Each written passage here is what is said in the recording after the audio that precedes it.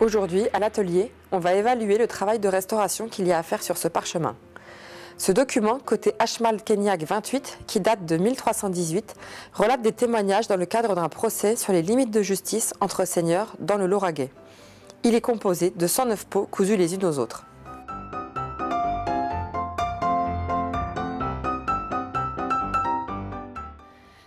La particularité de ce document, c'est qu'il est en rouleau. Les documents en rouleau existaient depuis longtemps, c'étaient les volumens, ancêtres des documents reliés. Par contre, un rouleau aussi long, c'est déjà beaucoup plus rare.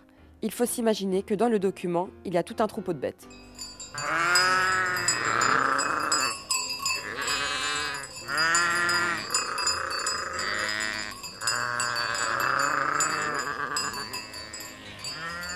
Pourquoi un rouleau plutôt qu'un livre relié? On ne sait pas trop. On peut supposer qu'ils ont d'abord recueilli les témoignages, puis ils ont écrit sur les feuilles de parchemin, et ensuite, du coup, c'était plus possible de les relier.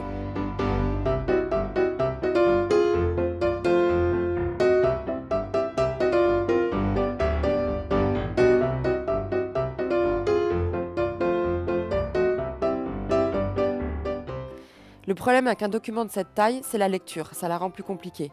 Quand on veut lire la dernière page, on est obligé de tout dérouler.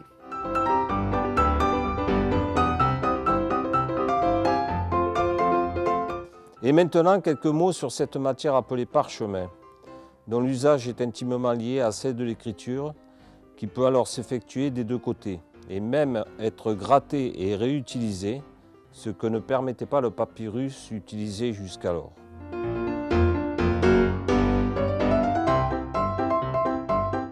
Le papyrus et le parchemin ont été utilisés simultanément jusqu'au XIIIe siècle, époque où apparaît le papier en Occident. C'est alors un retour au végétal comme support d'écriture.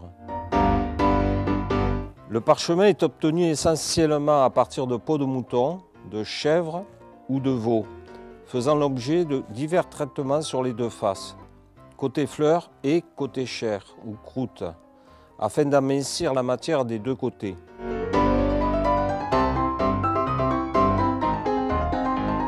Signalons également que l'on n'obtient qu'un seul parchemin avec une peau. Le voilà enfin entièrement déroulé, ce qui est assez rare et exceptionnel. On va pouvoir le mesurer et donc en connaître sa longueur.